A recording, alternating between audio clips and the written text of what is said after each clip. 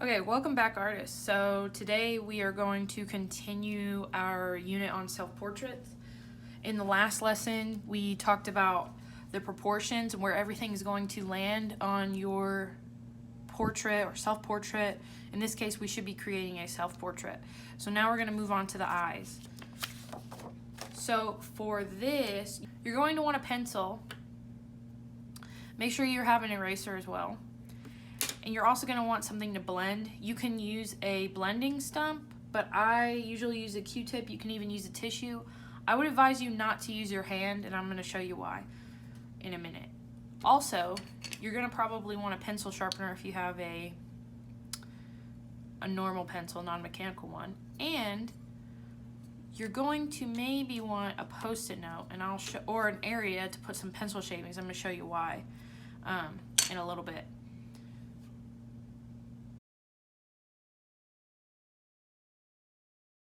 Okay, so now we're moving on to the eyes. So I'm gonna throw up a picture right now of the different parts of an eye so you can kind of see what we're going to be working with today.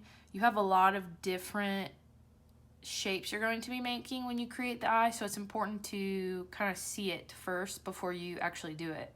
Now I'm just going to be showing you the basics of how to create an eye. If you're following along, you do not need a reference photo, but if you are creating a self-portrait or any portrait, you do need a reference photo because everybody's eyes, nose, mouth are different. And the lines are going to be different. The line quality is going to be different. So it's important for you to be able to see it. It'll just make it that much more realistic. So we're gonna first start off by drawing the iris. Now the iris is the larger circle in the eye that has the color. I'm gonna draw mine kind of big. And in the last tutorial we talked about drawing lightly. If you're having problems drawing lightly, go ahead and make sure that you have your pencil pulled back just a little bit so that way you have less control. And then once you think that everything's where it should be, you're going to be able to go back and draw it darker.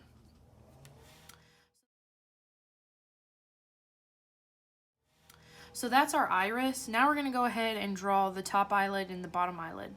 So the top eyelid is going to be a curve that goes right over the top of the iris and down. And then you have a tear duct here where tears come out of. And so that's kind of just a little curve like that. And then you're gonna go ahead and do the bottom, and the bottom is very similar to the top where it meets. And then you're going to go ahead and meet at the end there. And when you're drawing lightly, if you mess up, you can go ahead and clean it up so it's easier.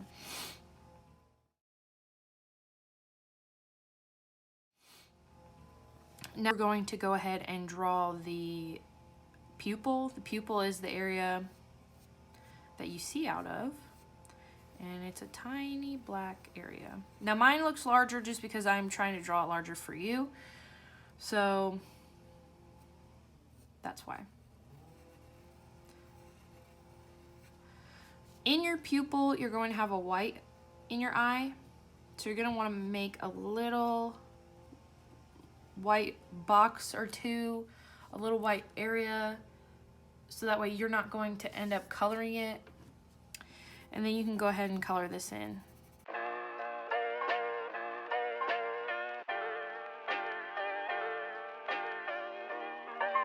Now you want everything to be as circular as possible because our eyes are very circular, at least the iris and the pupil. Now, the next thing we're going to do is draw this top area, and that is sort of giving the illusion of where our eyeball goes. So this is kind of back curve back here.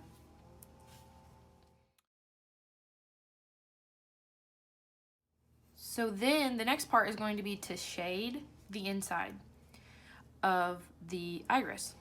So if you're working with colors, you're going to be layering different colors because our eyes are many different colors, not just one. So I'm going to go ahead and show you the hand motion you should be using when you're coloring with pencil or colored pencil or whatever you decide to use. So our eyes are kind of like a sunburst. So you can almost think about it as like you're drawing the ends to a sun. So I start by just spacing it out really lightly, almost like a regular sun. Then I'm going to do the same thing on the outside. Make sure I'm getting in between each of these lines here.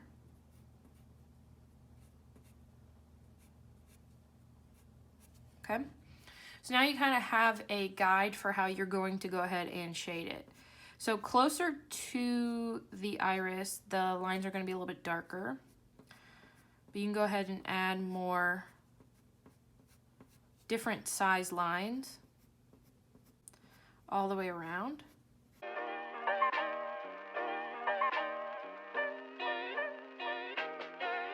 Okay, so that's kind of the inside, and then now I'm going to go ahead and do the same thing to the outside. I'm going to darken up my iris, the edge of it, because typically that's the darkest area.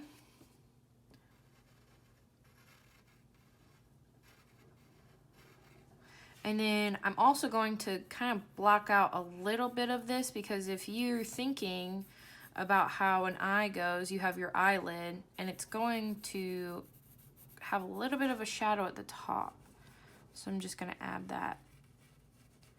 And if you're coloring with pencil and it's not great, and you're missing a couple spots, I'm going to show you how to blend it out. So don't worry about that.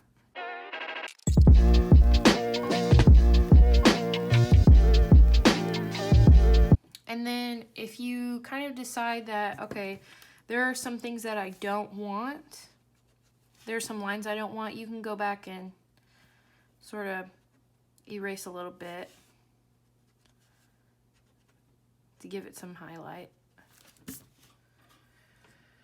And that is kind of how I would shade the inside. Now, next we're going to go ahead and add some to this area. So the white area of your eye is called the sclera, but I'm just going to call it the whites of the eyes. So what you're going to want to do first is kind of make a little V shape, separating the sclera or the white of your eye from the tear duct, because there's a little separation there. And you can do the same thing on the other side. It's going to be a little bit smaller though. Okay.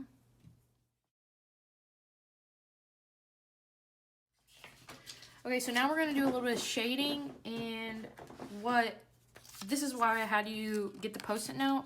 You might want some pencil shavings to shade with, because we are going to just shade with what we have. Now, if you're doing color pencil, your shading, your blending is going to be with a white color pencil.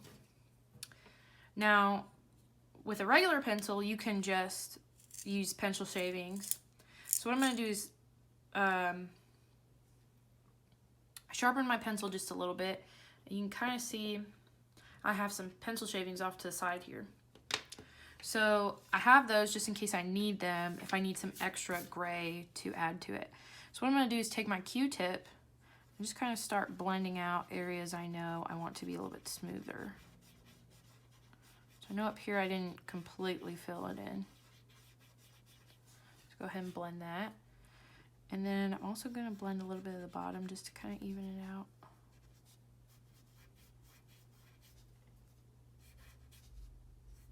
And you can see that kind of makes it a lot more realistic, because things on our face are typically smoother. So I'm going back and I'm just smoothing the outside. And now I'm going to add a little bit of shading to the whites of our eyes. So our whites are not completely white. So I'm gonna go ahead and dab it into that pencil shaving we made. Just gonna add a little bit around the edges. Kind of to make it just look like there's something going on there. The closer you are to the tear duct, the darker it's going to be.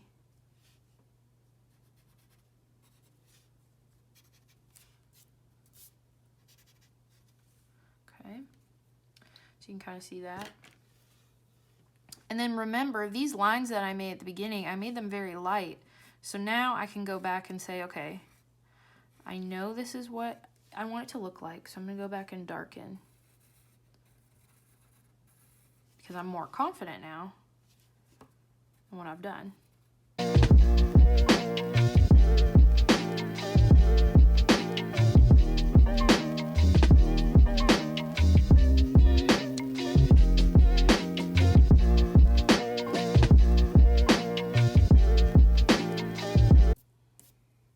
Okay, so I'm gonna go ahead and shade up here as well. So I'm gonna make this a little bit darker. Because if you're thinking about it, this is your eye socket. So this is where your eye is being held. And that's why we have that little area. And so I'm going to take and blend out this part here. And I'm gonna get some more pencil shading. And you might even want to take the end of your pencil. So if you're trying to shade with your pencil, you don't want to shade like this. You want to tilt your pencil to the side and sort of shade.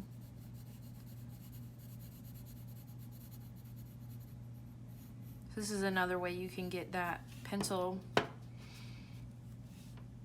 onto your paper so you can blend.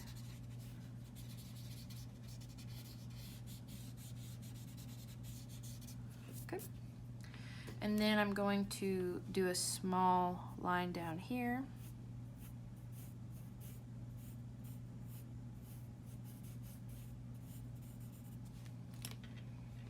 Just kind of blend that.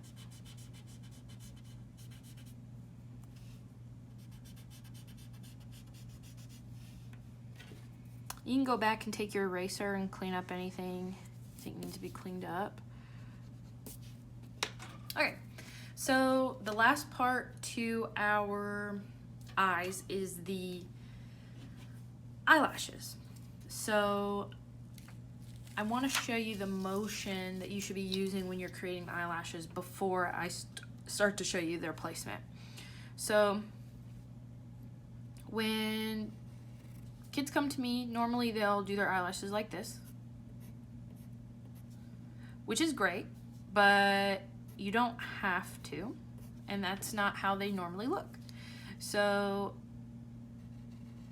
a tip for creating eyelashes is thinking about how they're actually attached to your face. They're not attached like this and go out. On your top and your bottom eyelid, so pretend this is the top of my eyelid, they go under, curve up, and flick out. Under, curve up, flick out. Under, curve up, flick out. Like that. And so I would try to practice that before you start to go ahead and add it to your final piece.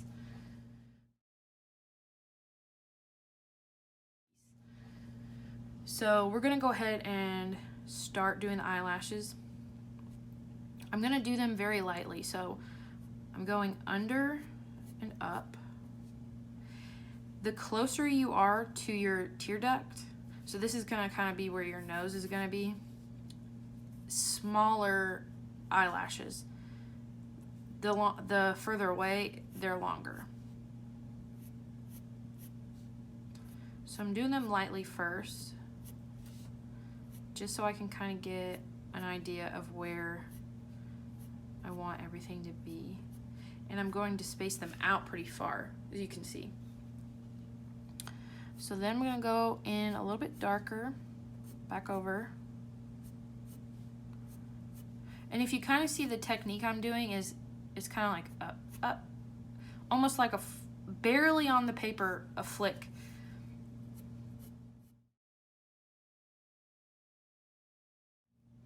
Okay, so once you have all of that, then you can go back in and add even more. Now our eyelashes are not all spaced apart. Some of them overlap, so you can go ahead and overlap some of your lines. And another thing is, a lot of the times people will have trouble with overdoing your eyelashes. I know that's something that I do. So stop and look away from your picture for a little bit and see if it looks normal or not. If it looks crazy, you know, go back and erase. That's why you're drawing lightly.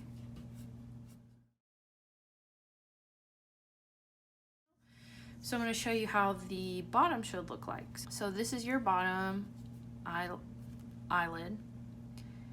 It's going to curve out from the eyelid and go down. It's a little bit different, so you're going to want to practice that as well.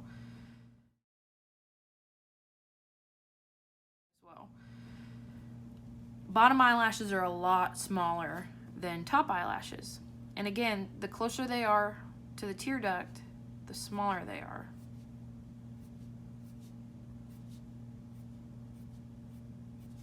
Kind of like that. And there's not as many of them. So you can go ahead and kind of darken a little bit of your tear duct as well.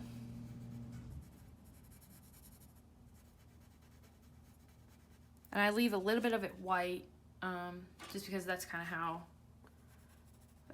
of how it looks on the face. There's a little bit of a red area and then a little bit lighter pink. So this is the final product of the eye. Now we're going to move on to the eyebrow. So I'm going to zoom out just a little bit. So if you think about how an eyebrow looks, so let's say I have my eye right here.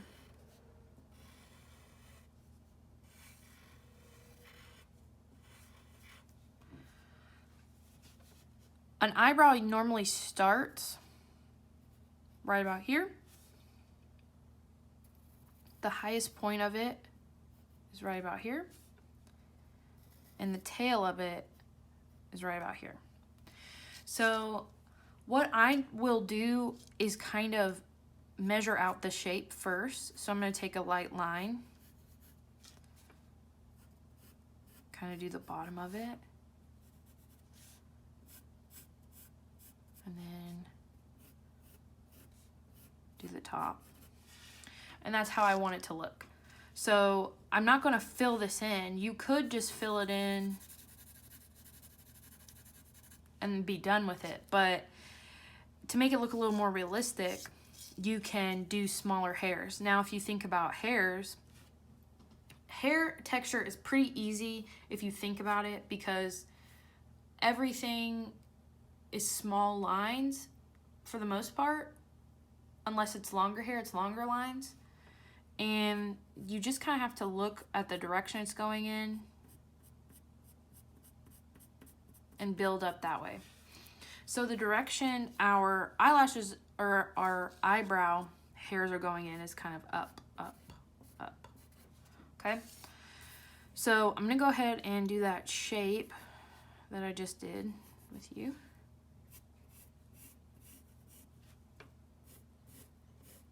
Now, when you get more confident, you don't have to keep this shape. You don't have to keep using this shape.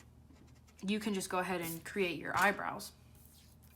So there's my eyebrow shape. So now I'm just going to go ahead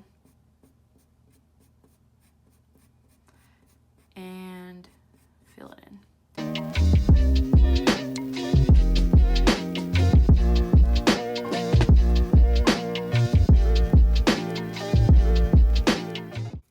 I don't like this part, so I'm just going to erase it. When you're drawing lightly, things are going to erase really easily, and you can go back and fix them. So that is our finished product. So go ahead, take your time, practice, find a reference photo. And now the last thing is I'm going to jump back draw it onto our diagram. Okay, so when you are creating with your self-portrait and you're trying to look for the correct proportions, a lot of the times people will accidentally make one eye too big or one eye too small. And I'm going to try to help you with that problem. So I'm going to go ahead and do a smaller, more simple version of the eye right here first. Okay, so there's a very simplified eye. Now, I have one eye really good. This is exactly how I want my eye. Now, how do I get it to move over here? Take your pencil, mark the edges, pick it up, move it, and then make your marks. And so that can kind of give you a good guess of where your eyes are going to go. Another thing to help is when you're drawing your eye, you can start with a line right here, and then that can be where your pupil is going to go. I'm going to do the same thing with the top.